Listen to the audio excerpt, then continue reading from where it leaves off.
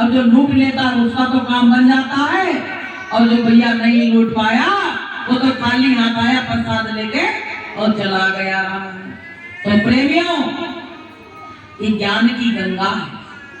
इस गंगा में जो स्नान करता है उसके अंतर में ज्ञान प्रकट होता है, ऐसी बात नहीं है। तो प्रेमियों, मानो चोला जो मिला है ना, ये थोड़े दिन के लिए मिला है और पुराना भी हो रहा है। जैसे कपड़ा पुराना हो जाता है ना, तो कहते भैया अब इसको बदल देंगे, जो साड़ी मेरी फट गई है दूसरी पहनेंगे। ऐसे क्यों होता है?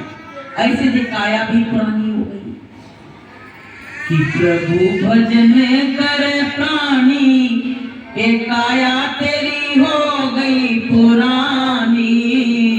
प्रभु भजन कर प्राणी, ये काया तेरी हो गई पुरानी। जा काया का कोई न ठिकाना, जा काया का कोई न ठिकाना। एक दिन माटी में मिल जाना, एक दिन माटी में मिल जाना। प्रभु भजन कर प्राणी, ये काया तेरी हो गई पुरानी।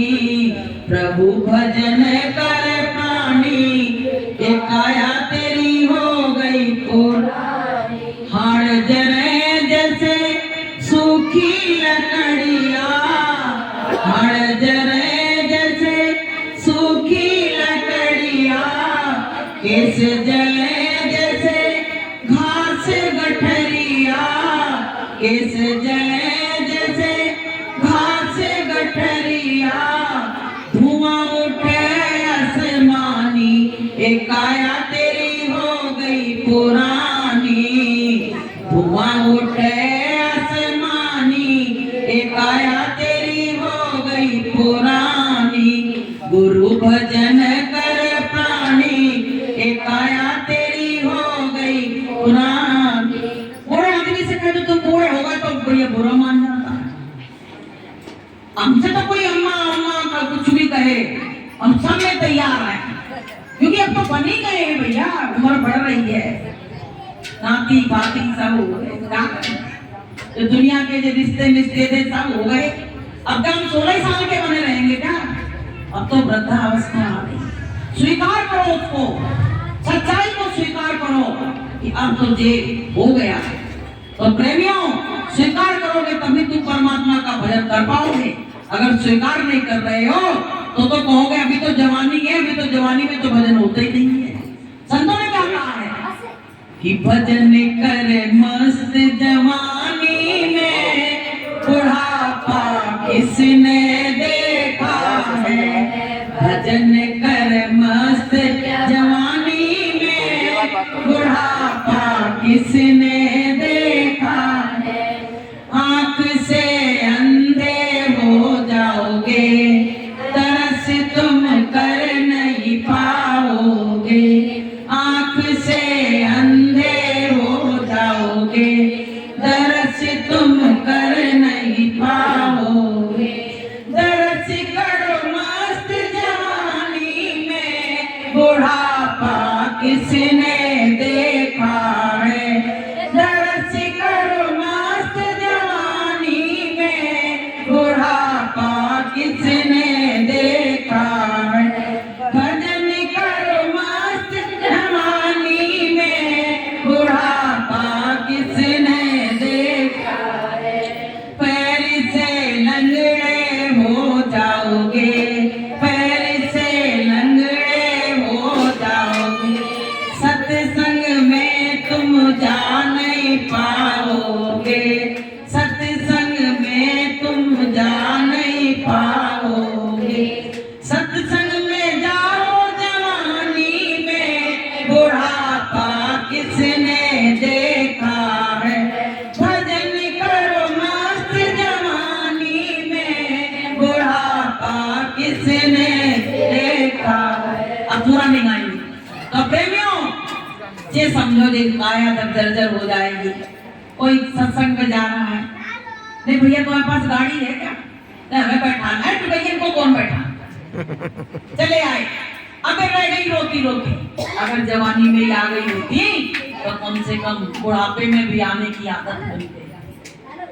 अगर जो जवानी में जिसने काम नहीं किया है वो बुढ़ापे के दरवाजे पे जाके कर नहीं सकता जी कारण की। और जिसने जवानी में कर लिया है वो बुढ़ापे में भी करता रहेगा। उसको चाहे कितने रोग और दोष बताएं और फिर भी वो सत्संग में आएगा चाहे। तो प्रेमियों, अगर परमात्मा से मिलन चाहते हो तो जब तक तुम्हारी काया सही काम कर रही है तब तक करो। मुर्दा को कोई नहीं पूछता। बूढ़ा शरीर जब घर वाले कीमत घटा देते हैं तो भगवान भी क्या करेगा ये बताओ। बूढ़े की कीमत घर में घट गई तो भगवान क्या भी घट गई। और प्रेमियों, अगर तुम भजन करते रहे तो बुढ़ापे में भी भगवान तुम्हारा साथ देगा। ऐसी बात नहीं। बोलिए प्रेम से। सब प्रेमियों, आप बड़े मस्त हो रहे हो ऐसा लगता। क्योंकि माता बहनों को क्या भजन बीच में बड़े अच्छे लगते हैं। हाँ, ब्रेकिंग में भजन बड़े अच्छे लगते हैं। तो प्रेमियों, भजन का सार भी तो समझो। भजन में मस्त होना तो अलग चीज है, लेकिन भजन का सार तो क्या है कि जवानी में ही संत और सतगुरु की शरण में आ जाओ। इन आंखों से अगर हम अंधे हो जाए, दृष्टि चली जाए, तो क्या गुरु महाराज का दर्शन कर सकते? कभी नहीं कर सकते हो। इसलिए जो काम है वो जवानी की अवस्था में ही करो। जवानी की अवस्था में कमर में दर्द नहीं, पैरों में दर्द नहीं, पैर सो जाते हैं, जमीन में बैठ जाओ तो पैर सो जाते हैं। तो इसीलिए तो ये कुर्सी पे बैठने पड़ता, क्या करें। तो प्रेमियों, अब धीरे धीरे काया अपना अपना काम करना बंद कर दे। और हम गुरु महाराज से यही कहते, गुरु महाराज ये काया तो जाएगी ना तो मालूम है, लेकिन अपना काम करवाते रहना। और करवाते करवाते सत्संग में ये काया छूट जाए तो सबसे ज्यादा अच्छा। बोलिए प्रेम से। क्योंकि इसको क्या है, ये तो वैसे ही इससे सब घेन करेंगे, इसे सत्संग में मृत्यु हो जाए तो सबसे बढ़िया। एक बार क्या हुआ, भंडारे का समय था तो बहुत लाइन लगती थी। पहले बहुत लंबी लाइन, मथुरा वृंदावन तक लाइन लगती थी। तो उसमें तमाम प्रेमी रात में लाइन में लगे, बूढ़े बुजुर्ग थे। उनके प्राण पखेरु दो के उड़ गए। गुरु महाराज ने तुरंत वहां सत्संग सुबह होने लगा। गुरु महाराज क्या बोले, बोले बड़े बड़भागी जीव थे आज जो आज गुरु महाराज के भंडारे पे और उनकी आत्मा की समाल कर गए, उनको मैंने सीधे से लोग भेज दिया। बोलिए प्रेम से। बताइए कितना बड़ा काम हुआ। तो भैया हम तो कह रहे वो बहुत बड़भागी जीव है जिनको इस तरह की आखिरी में ऐसी गति मिली। हम लोग ने पता नहीं कौन से कर्म किए हो, क्या हो, कुछ पता नहीं है अभी कि आखिरी की नैया कैसे पार लगेगी। तो प्रेमियों, रोज गुरु महाराज से यही कहो, गुरु महाराज कि गुरु दया बनाए रखना, चरणों में लगाए रखना। गुरु दया बनाए रखना, चरणों में लगाए रखना। एक आस तुम्हारी है, विश्वास तुम्हारा है। एक आस तुम्हारी है, विश्वास तुम्हारा है। तेरा ही भरोसा है, तेरा ही सहारा है। तेरा ही भरोसा है, तेरा ही सहारा है। गुरु प्रेम बनाए रखना, चरणों में लगाए रखना। गुरु दया बनाए रखना, चरणों में लगाए रखना। देखो गुरु महाराज अपने सत्संग में बुला रहे हैं ना, ये बहुत बड़ी दया है। गुरु महाराज क्या कहते हैं, जब बच्चों हम तुमको याद करते हैं तब तुम सत्संग में आते हैं, यही तो कहते हैं। और कभी कभी ऐसा लगता है गुरु महाराज कहीं हमको भूल तो नहीं गए। बहुत समय हो गया कि गुरु महाराज ने हमको सबको भुला तो नहीं दिया। तो बीच बीच में झटका दे जाते हैं, ऐसी बात बता जाते हैं सपने में आके कि ऐसा लगता नहीं मेरा भूला नहीं। प्रेमियों, हम लोग कितने अधीर हुए, कितने परेशान हुए, लेकिन फिर भी मालिक से बिछड़ना हुआ वो दृश्य जब कभी कभी आंखों के सामने आता तो बड़ा दुख लगता। हर समय हम लोग देख लेते थे, किसी भी सत्संगी के मन में ये विचार नहीं उठता था कि इतने इतने दिन का गैप बीच में हो जाएगा और हमको गुरु का दर्शन नहीं होगा। कोई भी सत्संगी नहीं वो विश्वास करता था, लेकिन प्रेमियों समय ने ऐसा मोड़ लिया कि जो सबसे प्रिय चीज थी हमारी, वही हमारी आंखों से ओझल कर दी। इंतजार है आज भी। शिवरी ने 60 साल इंतजार किया प्रेमियों। आज हम प्रेमी लोग भी अपने मालिक के आने का इंतजार कर रहे हैं। सत्यों के आगमन की तैयारी हो रही है कि हमारे गुरु आएंगे तो अपने जितने दुख दर्द हैं हम सब अपने गुरु को बताएंगे कि गुरु आएंगे मैं मन की सुनाऊंगी, गुरु आएंगे मैं मन की सुनाऊंगी, अपने आंसुओं से चरण धुलाऊंगी, अपने आंसुओं से चरण धुलाऊंगी। मेरे जिंदगी के भाग्य आज जाग जाएंगे, गुरु आएंगे। मेरे जिंदगी के भाग्य आज जाग जाएंगे, गुरु आएंगे। मेरी कुटिया के भाग्य आज जाग जाएंगे, गुरु आएंगे।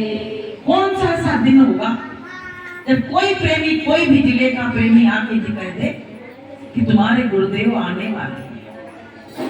प्रेमियों सब आस लगाए बैठे, सारे प्रेमी आज भी अपने मालिक का इंतजार कर रहे हैं। प्रेमियों सब चीज मिलती है, सत्संग मिल रहे हैं, भंडारे मिल रहे हैं, लेकिन वो जो चीज थी वो चीज हमको 2012 से अभी तक मिली नहीं। तो प्रेमियों कभी कभी जब शरीर में बीमारियां लग जाती तो ऐसा लगता है कि बिना दर्शन के ही क्या दिखाया छूट जाएगी। कभी कभी ऐसा लगने लगता है गुरु महाराज कब आओगे, आखिर इतना क्यों इंतजार करवा रहे हो, तुम किससे, क्या मालिक किसी से डरता है? लेकिन समय का इंतजार भगवान राम ने किया और समय का इंतजार कृष्ण भगवान ने किया, तो हमारे मालिक भी समय का ही इंतजार कर रहे हैं प्रेमियों। लेकिन समय तो काल है, वो काल तो हमको खाने के लिए तैयार बैठा कि सतगुरु दर्शन दे दो मोय, तरस रहे दोनों नैना। सतगुरु दर्शन दे दो मोय, तरस रहे दोनों नैना, तरस रहे दोनों नैना, बरस रहे दोनों नैना, तरस रहे दोनों नैना, बरस रहे दोनों नैना। सतगुरु दर्शन दे दो मोय, तरस रहे दोनों नैना। नैना बड़े अभागे ए गुरु चरणन के प्यासे, ए नैना बड़े अभागे ए गुरु चरणन के प्यासे। सतगुरु दर्शन दे दो मोय, तरस रहे दोनों नैना। सतगुरु दर्शन दे दो आज, तरस रहे दोनों नैना। प्रेमियों हर सत्संगी अपने मालिक की याद कर रहा है, रो रहा है। अब रो चाहे गाओ चाहे कुछ करो, कितने दिन से दुख आए, तकलीफें आई, बड़ी बड़ी तकलीफें आई।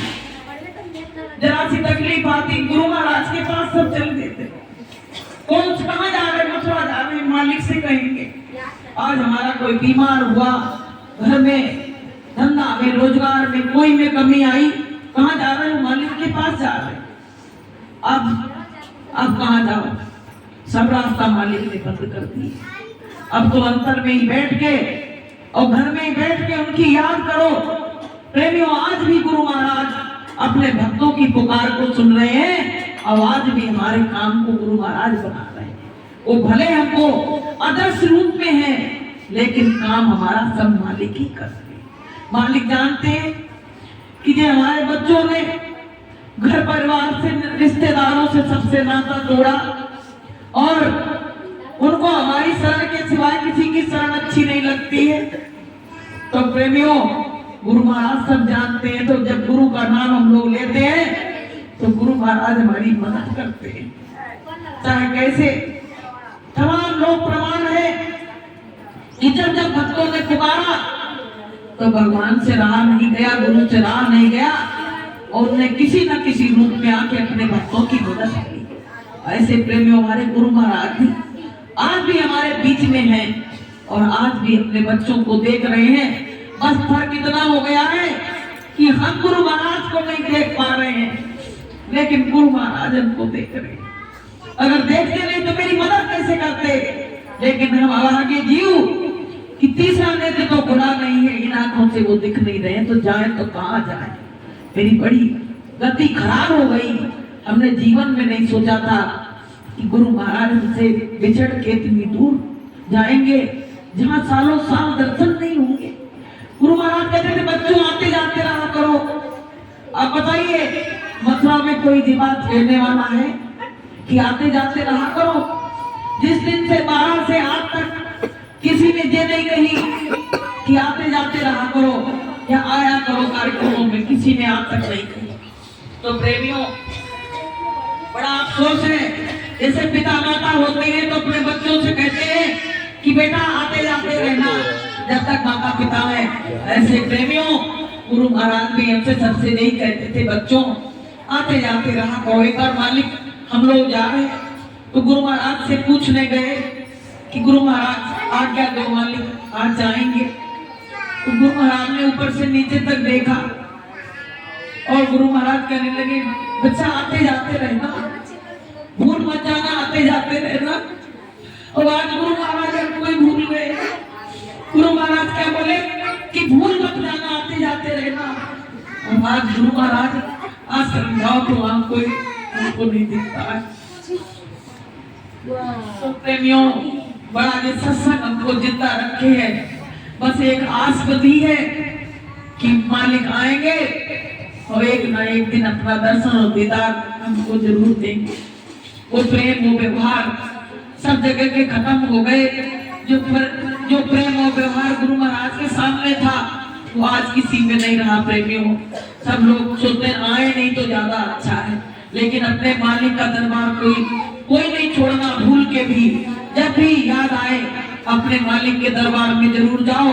वहाँ उनकी दया, वहाँ उनकी बरकत 24 घंटे बट रही है। प्रेमियों, वहाँ जाओगे तो वहाँ से कोई भी व्यक्ति खाली हाथ नहीं आ सकता है। वहाँ तो गुरु की दया आज भी पहले जैसे बरस रही थी, आज भी बरस रही है। वहाँ मंच, छोटा मंच बना है। आपके दर्द पीड़ा है, कोई परेशानी है, छोटे मंच के पास जाके वहाँ चक्कर लगाओ और गुरु महाराज से विनती प्रार्थना करो। देखो आपका कले कले सब खत्म हो जाता। मंदिर में देवता बरकत बांटा है, वहाँ जाओ आप और वहाँ दया मांगो, कृपा मांगो, तो देखो आपको वहाँ भी दया कृपा मिलेगी। तो प्रेमियों, ये सत्संग जो है ये हमें पल पल पे मालिक की याद दिलाता है। इसके सहारे से हमारे दिल में कुछ खुशियाँ आती हैं तो केवल मालिक के सत्संग के नाम से ही आती। प्रेमियों, ऐसे कोई अब घर परिवार में कोई खुशियाँ दिखनी नहीं। आज ये जा रहा है, कल वो जा रहा है, ऐसा लगता है कि क्या इन आंखों से कितना कितना नजारा देखेंगे। इसलिए प्रेमियों, घाट पे बैठ के ध्यान भजन करो और सत्संग में आते रहो। गुनाहों की माफी हर पल परमात्मा से मांगते रहो और बस मालिक की दया हो जाएगी तो आपका काम हो जाएगा। इसी जन्म में मालिक से कहो, मालिक इसी जन्म में पार कर देना। कोई फिर गलती बन गई अगर तो ऐसा ना हो कि कोई गलती बन जाए तो गुनाहगार बन जाए, फिर हम नरकों में उसमें डाल दिए जाए। इसलिए प्रेमियों, कौन है जी? गुनाहगार बनने की जरूरत नहीं है। अगर गुनाहगार बन गए तो फिर जन्मना और फिर मरना पड़ेगा। इसलिए सब लोग मिलके यही कहो कि गुरु महाराज इस बार ही हमको पार कर दो, हमको बार बार जन्मने मरने की जरूरत नहीं है। तो बोलिए प्रेम से।